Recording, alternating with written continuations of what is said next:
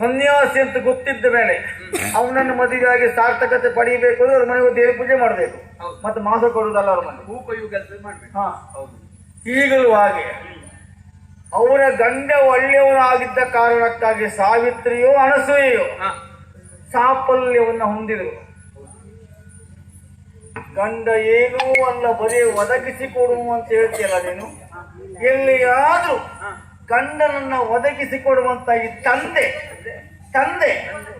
ಗಂಡನನ್ನೇ ಸರಿಯಾಗಿ ಒದಗಿಸಿಕೊಡಲಿಲ್ಲ ಅಂತಾದ್ರೆ ಆವಾಗ ಹೆಣ್ಣಿನ ಬದುಕು ಏನಾಗ್ತದೆ ಹೇಳು?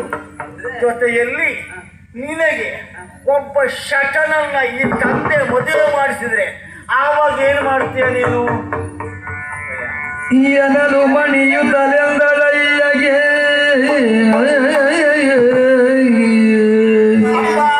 ಮನ ಜಪವ ಬರೆದುದನು ತಪ್ಪಿದೆ,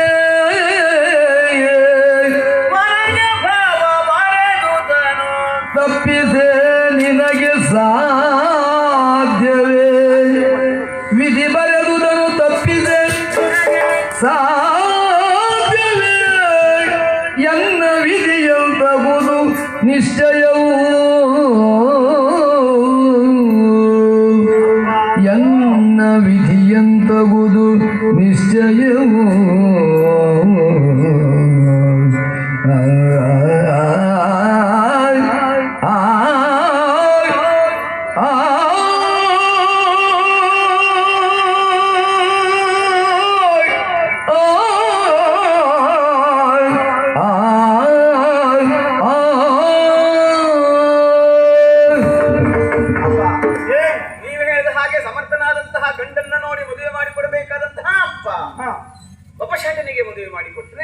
ನೀ ಹೇಳಿದ ನಿನ್ನ ಬದುಕಿನ ಸಾರ್ಥಕತೆಗಳು ಆಗುವುದಕ್ಕುಂಟೆ ಅಥವಾ ಅದನ್ನು ಈಡೇರಿಸಿಕೊಳ್ಳುವುದಕ್ಕುಂಟೆ. ಆವಾಗ ಏನು ಅಪ್ಪ, ಉತ್ತಮವಾಗಿ ಬೆಳೆದಂತಹ ಒಂದು ಮಲ್ಲಿಗೆ ಬಳ್ಳಿ ಅಂತಾದ್ರೆ ಅದನ್ನ ಒಂದು ಚಂದವಾದಂತಹ ಮಾಮರಕ ಹೊಪ್ಪಿಸುವುದು ಸರಿಯಾದಂತಹ ರೀತಿ. ಹೌದು, ಯೋಗ್ಯನಾದ ರೈತ ಅಂತಾದ್ರೆ ಹಾಗೆ ಮಾಡ್ತಾರೆ. ಅಯ್ಯೋ ಹಾಗೆ ಮಾಡ್ಬೇಕು ಅಲ್ವಾ? ಅದರ ಹೊರತಾಗಿ ಮಲ್ಲಿಗೆಯ ಬಳ್ಳಿಯನ್ನ ಕಾಸರಕ ಮರಕ್ಕೆ ಹೊಪ್ಪಿಸ್ತಾನೆ ಅಂತಾದ್ರೆ ಹೊಪ್ಪಿಸುವವನ ತಲೆಗೆ ತಣ್ಣೀರು ಹಿಡಿಬೇಕು ಅಂತ. ಹೌದೇ ಅಂತವನಿಗೆ ಮೂರ್ಖ ಅಂತ ಹೇಳ್ಬೇಕು. ನಿಮ್ಗೆ ಏನು ಅಂತ ಹೇಳುದು? ಮೂರ್ಖ ಅಂತ ಹೇಳುದು ಅವಳು ಹೇಳುದು ಸಾಕು, ಮತ್ತೆ ನೀವಂತ ಹೇಳುದು ಅವಳೊಟ್ಟಿಗೆ ನೀವು ಹೇಳ್ಕೊಂಡ್ಬಿಟ್ರಿ. ಹೌದೇ, ನಿನ್ನಪ್ಪ ಮೂರ್ಖನೇ. ಮಕ್ಕಳಿಗೆ ಅತಿಯಾಗಿ ಮುದ್ದು ಮಾಡಿದರೆ ಅಪ್ಪನ ತಲೆಗೂ ತಣ್ಣೀರು ಹಿಡಿತಾರೆ ಮಕ್ಕಳು. ಜಾಗ್ರತೆ ಮಾಡ್ಕೊಳ್ಳಿ. ಹೇಳಿದ್ ಯಾಕೆ? ಏನು? ಮನುಷ್ಯನ ಹಣೆ ಬರಹದ ಮುಂದೆ ಮತ್ತೇನುಂಟು ಹೇಳಿ? ಒಬ್ಬ ಸ್ಫುರದ್ರೂಪಿ ಯೋಗ್ಯತಾ ಅಂತ ಕಷ್ಟ ಪುಷ್ಟ ಮೈಕೆಯಿಂದ ಹೊಂದಿರುವಂತಹ ಒಬ್ಬ ವ್ಯಕ್ತಿಗೆ ನೀವು ಮದುವೆ ಮಾಡಿಕೊಟ್ರಿ ಅಂತ ಇಟ್ಕೊಳ್ಳಿ. ಮದುವೆ ಮುಗಿಸಿಕೊಂಡು ದಿಪ್ಪಣ ತಗೊಂಡು ಹೋಗುವಾಗ ಅಪಘಾತ ಆಗ ಕೈಕಾಲು ಕಳ್ಕೊಂಡ್ರೆ ಸುಂದರವಾದಂತಹ ಮುಖದ ಮೇಲೆ 4 ಬಿಸಿನೀರಿನ ಗುಳ್ಳ ಬಿದ್ದರೆ ಸಾಕೋದು ವಿಕಾರ ಆಗಿ ಹೋಗ್ತದೆ. ಉಳಿಗೂ ಆದ್ರೂ ಆಗ್ತದೆ ಬಿಡಿ ಅಲ್ವಾ?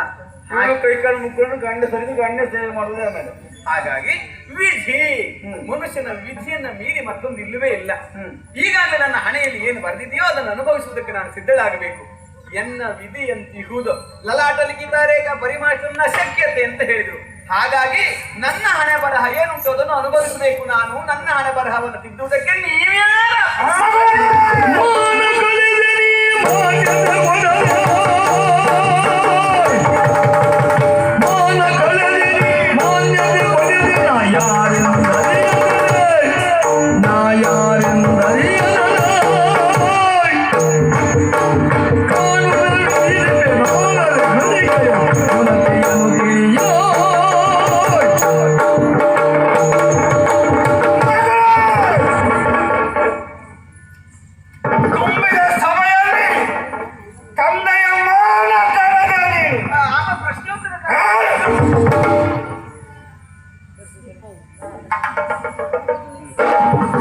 ಏನು ಅಕ್ಕಂಗೆ ಕೊಟ್ಟು ಉತ್ತರ ಗೊತ್ತಿರೋದ್ರಿಗೆ ಕಲ್ತಿದ್ದು ಹೆಚ್ಚಾಯ್ತೆ. ಹೆಣ್ಣು ಮಕ್ಕಳನ್ನು ಎಷ್ಟು ಕಲಿಸಬೇಕು ಅಷ್ಟೇ ಕಲಿಸಬೇಕು. ಮೇಲಿನ ಸಾಲಿನ ಹಾಗೆ ಕೆಳಗೂ ಬರೆಯಿರಿ ಅಂತ ನಂಗೆ ಗೊತ್ತಿರಲಿಲ್ಲ. ಗುರುಮಠರು ಹೇಳಿಲ್ವಾ? ಮೇಲಿದ್ದ ಪ್ರಶ್ನೆ ಕೆಳಗೆ ಉತ್ತರ ಬರ್ಲಿಕ್ಕೆ ಗೊತ್ತಾಗ್ತದೆ. ಹೌದು, ಮೇಲಿದ್ದ ಕೆಳಗೆ ಬರ್ಲಿಕ್ಕೆ ಗೊತ್ತಾಗಲ್ಲ ನಿಮ್ಗಲ್ವಾ? ಶುದ್ಧ ಬರೆಯುವ ಕಾಲಕ್ಕೆ ಹಾಗೆ ಬರ್ತಿದ್ದೆ. ಈಗ ಸರಿ ಉತ್ತರ ಕೆಳಗೆ ಬರೀಬೇಕು. ಹೌದಪ್ಪ. ಏನೀಗ ನಾವೆಲ್ಲ ಕತೆ ಓದ್ಲಿಲ್ವಾ? ಅಂದ್ರೆ ನಾವಿಲ್ಲಿ ಹೇಳಿಲ್ಲ ಯಾಕೆ? ಪುಸ್ತಕದ ಬದ್ದ ಕೈಯಲ್ಲಿ ಅಡುಗೆ ಆಗ್ತದ? ನೀವು ಓದಿದ ಕತೆ ಇನ್ನೆಲ್ಲ ಹೇಳುವಾಗ ಇಲ್ಲ. ಎಷ್ಟು ಕಲಿತ್ರೇನು ಬಿಟ್ರೇನು ಮೊದಲು ಬದುಕಲು ಕಲಿ. ಆವರ್ತ 4 ಉಂಟು ಕೊಡ್ತೇನೆ. ಮೇಲಿನ ಕೆಳಗೆ ಬರೀಬೇಕು. ಮೇಲಿದ್ದಾಗೆ ಬರೀಬೇಕು ಕೆಳಗೆ. ಮೇಲಿದ್ದಾಗೆ ಬರೀಬೇಕು. ಮತ್ತೆ ಬೇರೆ ಬಂದಿದ್ದಲ್ಲ, ಗೊತ್ತಾಯ್ತಾ? ಬರುವಾಗ ಹೌದಪ್ಪ, ಯಾವಾಗಲೂ ಬರೀತಿದ್ದಾರೆ. ಇದು ಶುದ್ಧ ಮರವೇ, ಬದುಕಿನ ಶುದ್ಧ ಮರ ಇದು. ತಂದೆಯೋ ಕೈ ಹಿಡಿದ ಗಂಡುಗಳು ಮಹಳ ಕಳೆದ ನೀನು ಯಾವ ಕಾಲಕ್ಕೂ ನಿನಗೆ ಸರಿಯಾದ ಗಂಡಂತ ಮದುವೆ ಮಾಡುವುದಿಲ್ಲ. ನಿನಗೆ ಕೊಡು ಶಾಖವನ್ನೇ ಮದುವೆ ಮಾಡಿದ್ದಾರೆ. ಅನುಭವಿಸು, ಅನುಭವಿಸು, ಅನುಭವಿಸು.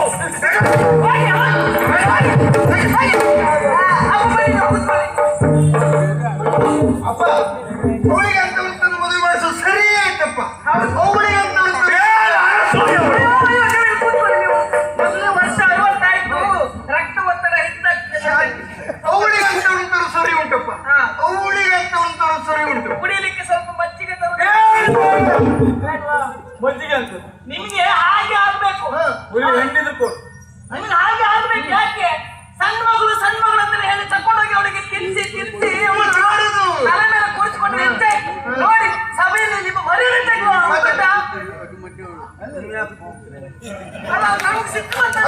ಗೊತ್ತಾಗಬೇಕು. ಅಪ್ಪನ ಮರ್ಯಾದೆ ಹೋಯ್ತು, ನಮ್ಗೆ ಸಿಕ್ಕು. ಅವಳು ಮಾತಾಡುವ ಕಾಲಕ್ಕೆ ಸಾವಿತ್ರಿ ಅಂದ್ರೆ ಪಕ್ಕದ ಮನೆಯಿಂದ ಕೇಳ್ತೇವೆ. ಅನಸೂಯ ಅಂದ್ರೆ ನನ್ನ ಮಟ್ಟಿಗೆ ಆಡ್ಲಿಕ್ಕೆ ಬರುವೊಳಗೆ ಕೇಳ್ತೇವೆ. ಅನಸೂಯ ಯಾರು ಸಾವಿತ್ರಿ ಯಾರು ಗೊತ್ತಿಲ್ಲ ನಿಮಗೆ ಅಂತ ಗೊತ್ತುಂಟೆ. ಏನು ಗುರುಮಠಕ್ಕೂ ಕೇಳ್ತೆ ಕೆರೆದು ಬಂದ್ರ ನೀವು ಮತ್ತೆ ಎಂತ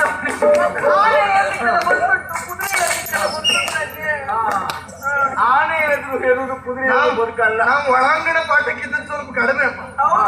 ಅವಳು ಓಣೆಯಲ್ಲಿ ಕೂತ್ಕೊಂಡು ಪುಸ್ತಕ ಹಿಡ್ಕೊಂಡು ಇದೇ ಮಾಡಿದ್ದವು. ಯಾಕೆ? ತಿರುಗುದು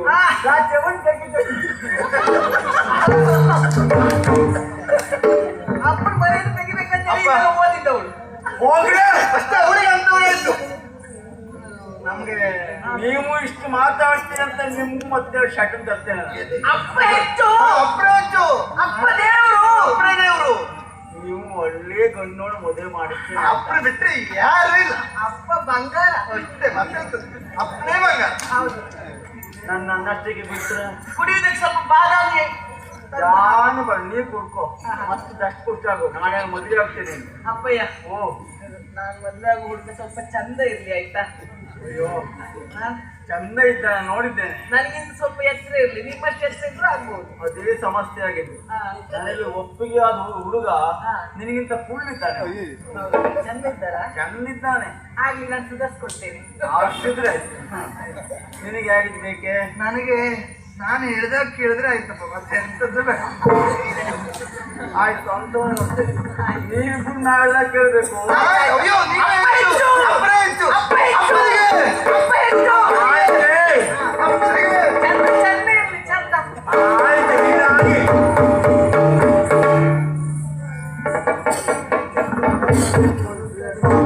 ನನಗೆ ಇವ್ರಿಗೆ ಮೇಲೆ ಅನುಮಾನ ಹೋಯ್ತು. ಆ ಅಪ್ಪನೇ ಹೆಚ್ಚು ಅಪ್ಪ ಹೋಗಿ ಎಲ್ಲ ಉಂಟು. ಸಾಮಾನ್ಯ ಯಾವ ಗಳಿಗೆಯಲ್ಲಿ ಎತ್ಕೊಂಡ್ಬಿಟ್ಲು ಅವಳು.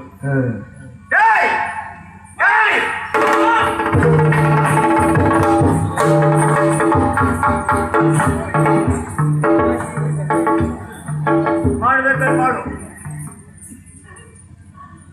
ಒಳ್ಳೇದಾಗಿ. ಒಂದು ಕ್ಷಣ ನಿಲ್ಲಬೇಡ, ಹೋಗು.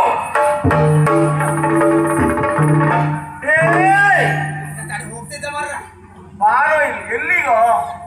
ಎಲ್ಲಿಗೆ? ಯಾರಿಗೆ ಗೊತ್ತ? ಮತ್ತೆ ಎಲ್ಲಿ ಹೊರಟೆ? ಗೊತ್ತಾ ಇದ್ರಲ್ಲ. ಎಲ್ಲಿಗೆ ಅಂತ ಕೇಳಬಾರ್ದ? ಹಾಗೆ ಕೇಳ್ತಾ ಇದ್ದೆ ಒಡೆಯ. ಹಾಗೆ ಕೇಳಿದ್ರೆ ಅದು ಅಧಿಕ ಪ್ರಸಂಗಿತನ ಅಂತ ಆಗುದಿಲ್ವೇ? ಅದೇ ನಿನಗೆ ವಸ್ತೇನೋ? ಎಷ್ಟಾದ್ರೂ ನಿಮ್ ಜನ ಅಲ್ವೇ? ನಿಮ್ಮ ಸಾಲ ಅದೇ ಅಲ್ವೇ ನೊಕ್ಕಾಗಿ ಇಟ್ಕೊಂಡಿದ್ದು? ನಮ್ ಸಾಲಲ್ಲೇ ಒಬ್ಬರಾದ್ರೂ ಇದ್ರೆ ಮಾತ್ರ ಚಂದ. ನಿಮ್ಮ ಸಾಲ ಅಧಿಕ ಪ್ರಸಂಗ ಮಾಡಿದ್ರೆ ಚಂದ. ಆದ್ರೆ ನೀವು ಮಾಡುವ ಅಧಿಕ ಪ್ರಸಂಗದ ಒಳಗಿದ್ರೆ ಮತ್ತೂ ಚಂದ. ಇಲ್ಲಿವರೆಗೆ ತೊಂದರೆ ಆಗಲಿಲ್ಲ, ಒಳಗೆ ಉಂಟು. ಮುಂದೆ ತೊಂದರೆ ಆದ್ರೆ ಇಟ್ಕೊಳ್ಳುದ ನಾವು. ಎಲ್ಲಿ ಕೇಳಬಾರ? ಅದೇ ಅಧಿಕ ಪ್ರಸಂಗ. ಏನು ಊರಾಡಿ ಸರಿಯೇನೋ? ಸತ್ತವ ಮರ್ಯಾದೆ ಬಿಟ್ಟವಳು ನನ್ನ ಮರ್ಯಾದೆ ತಗಿಲ್ಲ.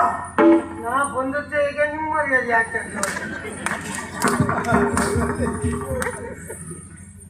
ಅವಳೇನು ಮಾತು? ಅವಳು ಅಂದ್ರೆ ಯಾರೇನು? ನನ್ನ ಮಗಳು ಎಂತ ಹೇಳಿದ್ರು ಅವಳಿಗೆ? ಗಂಡನೇ ಹೆಚ್ಚು ಅಂತ ಹೇಳಿದ್ರು. ಯಾರು ಹೇಳಿದವರು?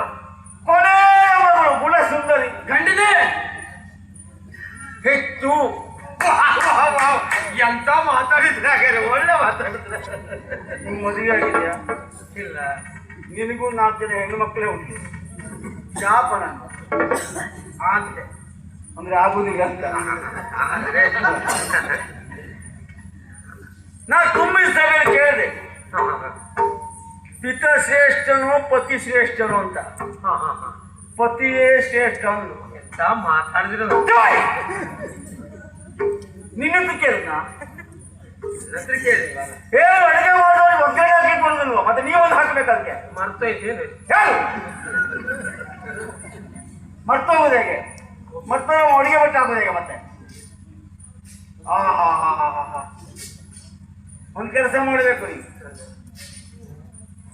ಬೇಡೂರು ಹುಡ್ಕೋಬ. ನಮ್ಮ ರಾಜ್ಯದ ಎಷ್ಟು ಬೇಡವರು ಇದ್ದಾರೋ ಅವರೆಲ್ಲ ಬರ್ಬೇಕು. ಎಂತ ಮಾತಾಡ್ತೀರಿ ಒಡೆ? ಏನು ಭಿಕ್ಷುಕರು?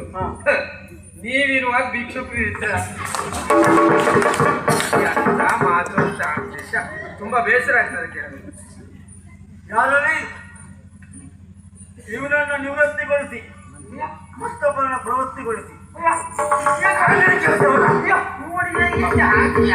ಮತ್ತೆ ನಾನೇ ಭಿಕ್ಷುಕರೇ. ಹಾಗೆ ಹೇಳ್ತೇವೆ ಒಡೆಯ. ಹೌದಾದ್ರೆ ನೀ ಎಂತದು? ಅಯ್ಯೋ, ನಾನು ಹಾಗೆ ಹೇಳುವವನೇ. ಹಾಗೆ ಹೇಳುವವನು ನೀನು. ನಾನೇ ಆದಾದ್ರೆ ನೀನು ಅಲ್ಲ ಒಡೆಯ. ಮತ್ತೆ ನೀವು ತಪ್ಪು ತಿಳ್ಕೊಂಡೆ. ನೀನು ತಪ್ಪು ಹೇಳಿದೆ ನೀನು. ಹಾಗಲ್ಲ. ಈ ನಾಡಿನ ದೊರೆಗಳು ನೀವು ಜವಾಬ್ದಾರಿ ಇದ್ದವರು. ಅಂತ ಸ್ಥಾನದಲ್ಲಿ ನೀವಿರುವಾಗ ನಮ್ಮ ನಾಡಿನಲ್ಲಿ ಬೇರೆ ಭಿಕ್ಷುಕರು ಇರ್ತಾರ? ಹೀಗೆ ಮತ್ತೆ ಬೇರೆ ಭಿಕ್ಷುಕರು ಇರ್ಲಿಕ್ಕೆ ಸಾಧ್ಯ ಉಂಟಾ? ಅಂದ್ರೆ ಬೇರೆ ಇಲ್ಲ, ನಾನೇ ಭಿಕ್ಷುಕ ಅಂತ ಅದೇ ನಮ್ಮ ನಾಡಿನಲ್ಲಿ ಒಡೆಯ ನಿಮ್ಮ ಆಳ್ವಿಕೆ ಇರುವಾಗ ಬೇರೆ ಭಿಕ್ಷುಕರು ಇಲ್ಲ, ನಾನೇ ಭಿಕ್ಷುಕ. ಕೇಳಿ, ನಾನೇ ಭಿಕ್ಷುಕ ನೀ ಹೇಳುದಲ್ವಾ? ಆಯ್ತು ಮಾಡ. ಅಯ್ಯೋ ದೇವರೇ, ನಿಮಗೆ ನನಗೆ ಹೇಳ್ತೇನೆ, ನಿನಗೆ ಹೇಳ್ಕೊಂಡಿದ್ದು. ಹೌದು, ಒಳ್ಳೆ ನನಗೆ ಯಾರೇ ಗೊತ್ತಿತ್ತು. ಹಾಗೆ ಹೇಳ್ಕೊಳ್ಳಿಕ್ಕೆ ಯಾಕಂದ್ರೆ ಗೊತ್ತಾದ್ರೆ ಮತ್ತೆ ಕೆಲಸ ಬಿಡ್ತೀನಿ. ನಮ್ಮ ದೊರೆಗಳು ನೀವು ಅಧಿಕಾರದಲ್ಲಿದ್ದೀರಿ. ನಿಮ್ಮ ಅಧಿಕಾರದಲ್ಲಿ ನಮ್ಮ ನಾಡಿನಲ್ಲಿ ಭಿಕ್ಷುಕರು ಹೇಗಿರ್ತಾರೆ? ಇರ್ಲಿಕ್ಕೆ ಉಂಟಾ? ಅಂದ್ರೆ ಅವರನ್ನು ಓಡಿಸ್ತೇನೆ ಅಂತ ಹೇಳುದಾ? ಹಾಗಲ್ಲ, ನಿಮ್ಮ ಅಧಿಕಾರ ಅಷ್ಟು ಒಳ್ಳೆ ಹೇಳಲಿಕ್ಕೆ ಬರುವುದಿಲ್ವೋ? ನಮ್ಮ ನಾಡಿನಲ್ಲಿ ಇರಬಹುದು, ಪಕ್ಕದ ನಾಡಿನಲ್ಲಿ ಇಲ್ಲಿ ಬರಬಹುದು. ಅದೊಂದು ಮತ್ತೆ ಅದೆಲ್ಲ ಹೇಳಲಿಕ್ಕೆ ಆಗುದಿಲ್ಲ. ಅವಸರವಾಗಿ ನನಗೆ ಭಿಕ್ಷುಕ ಬೇಕು. ಹೌದು, ಪ್ರಯತ್ನ ಮಾಡ್ತೀನಿ. ಅಡ್ಡಿಲ್ಲ ಅಡ್ಡಿಲ್ಲ, ಹುಡ್ಕೊಂಡು ಬರ್ಬೇಕು. ಅಡ್ಡಿಲ್ಲ ಅಡ್ಡಿಲ್ಲ. ಒಬ್ಬಿಬ್ರಲ್ಲ, ಎಷ್ಟು ಜನ? ಎಷ್ಟು ಜನ ಇದ್ರು ಬೇಕು. ಅಷ್ಟು ಜನ? ಅಷ್ಟು ಜನ ಬೇಕು. ಹೋಗುವ. ಅಡ್ಡಿಲ್ಲ ಅಡ್ಡಿಲ್ಲ. ಇದು ಏನು ಖರ್ಚಿಗೆ ಅಲ್ಲ, ಈಗ ನೀವು ಯಾರ ಖರ್ಚಿಗೆ? ನಿನ್ನ ಖರ್ಚಿಗೆ, ಭಿಕ್ಷುಕರ ಖರ್ಚಿಗೆ? ಅಲ್ಲ, ನನ್ನ ಖರ್ಚಿಗೆ. ಅಲ್ಲ, ನೀವು ಹೋಗ್ಬಾ ಅಂತ ಹೇಳ್ಕೊಂಡು ನಿನ್ನ ಪ್ರಯಾಣಕ್ಕೆ ಶುಭವಾಗಲಿ ಅಂದ್ರೆ ಖರ್ಚು ಕೊಡುವರೆ ಯಾರೇ? ಕಳಿಸುದು ಯಾರು? ನೀವು. ನಾ ಕಳಿಸಿದ ಮೇಲೆ ಮತ್ತೆ ಕೊಡದೇ ಇರ್ತೇನೆ. ಅಲ್ಲ, ಕೊಡ್ತೀರಿ. ಏನು ಭಿಕ್ಷುಕರ ಗುಂಪಿನ ನಾಯಕನ ಮಾಡ್ತೇವೆ ಮಾಡ್ತಾರ? ಹಾಗಲ್ಲ, ನಿನಗೆ ಇವತ್ತಿರ್ಬೋದು ಆಗ್ಬೇಕು ಅಂತ ನಾ ಮಾಡುದಿಲ್ಲ. ನನ್ನ ಇದು ಇಂತಿಷ್ಟು ಅಂತ ಉಂಟಲ್ಲ, ಅದಕ್ಕೆ ಖರ್ಚಿಗೆ ಕೊಡ್ತಾ ಇದ್ದೆ. ದಿನ ಒಂದಕ್ಕೆ 50 ವರ ಕೊಡೋದು. ನನಗ ಸಂಬಳ ಇಲ್ಲ, ಖರ್ಚಿಗೆ ಖರ್ಚಿಗಷ್ಟೇ. ದಿನ ಒಂದಕ್ಕೆ 10 ದಿನ ಎಷ್ಟು ಆಯ್ತು? ಎಷ್ಟಾಯ್ತು? ಎಷ್ಟಾಯ್ತು ಹೇಳು ನೀನು. ನನಗೆ ಗೊತ್ತಾಗುದು. ಹಾ, ನಾವು ಅಷ್ಟೆಲ್ಲ ಕೊಡ್ತಿದ್ದು ನಾವು. ನೀ ಎಷ್ಟು ದಿನ ಆಯ್ತು ಅಷ್ಟು ಕೊಡ್ತೇವೆ ನಾವು. ದಿನ ಒಂದಕ್ಕೆ 50 ಸಂಬಳ ಕೊಡ್ತೇವೆ. ನೀನು ಎಲ್ಲಿ ಬೇಕು ಮಾಡ್ಕೊಳ್ಳಿ. ಎಲ್ಲಿ ಬೇಕು ಮಾಡ್ಕೊ. ಒಬ್ಬ ಹಾಗೆ ಅಷ್ಟರೊಳಗೆ ಖರ್ಚು ಮಾಡ್ಬೇಕು. ನಮ್ಮಲ್ಲಿ ಒಬ್ಬ ಕೆಲಸ ಇದ್ದ ಮೊದಲು ಅಲ್ಲಲ್ಲಿ ಪ್ರದರ್ಶನ ಮಾಡ್ತೇನೆ ಅಂತ ಹೋಗ್ಬೋದು. ಅಲ್ಲಿ ಹೋಗಿ ಇಂಥದ್ದು ಮಲಿಕೊಂಡಿದ್ದೆ ಅಂತ ಮಾಡಿಬಿಟ್ಟವ. ಅವ ಎಲ್ಲೋ ಊಟ ಮಾಡುದು, ಎಲ್ಲೋ ಮಲ್ಕೊಳ್ಳೋದು.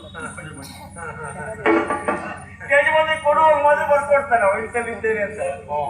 ನೀನು ಹಾಗೆ ಮಾಡೋದು ತೊಂದರೆ ಇಲ್ಲ. ಮತ್ತೆ ಅದ್ರ ಅಂತ ಮತ್ತೇನು ವಿಶೇಷ ನೋಡಿ ನಿಮ್ಮೊಟ್ಟಿಗೆ ಇದ್ಮೇಲೆ ಹಾಗೆ ಮಾಡೋದಿಲ್ಲ ನೋಡಿ. ಎಂಥದೆಲ್ಲ ಅಷ್ಟೇ ಅಷ್ಟೇ ಅಷ್ಟೇಯ ಅಷ್ಟೇ. ನಾನು ಇಷ್ಟು ವರ್ಷ ಆಯ್ತು ನಿಮ್ಮೊಟ್ಟಿಗೆ ಇಟ್ಕೊಂಡು ಕಳಿಸೋದು ನಾನೇ ಅಲ್ವ? ಕಲಿಸುತ್ತೀನಿ. ಹೋಗ್ಬಾ. ವೆಚ್ಚಕ್ಕೆ ಎಷ್ಟು ಬೇಕು ಕೇಳಿ ಕೊಡಿ. ಹಾ ಅಲ್ಲ ಅವರು ಬರುವುದಲ್ಲ ಯಾರು ಬರೀತಾರೆ. ಇನ್ನು 8 ದಿನ ಬಿಟ್ಟು ಮತ್ತೆ ಕೊಡ್ತಾರೆ ನಿನಗೆ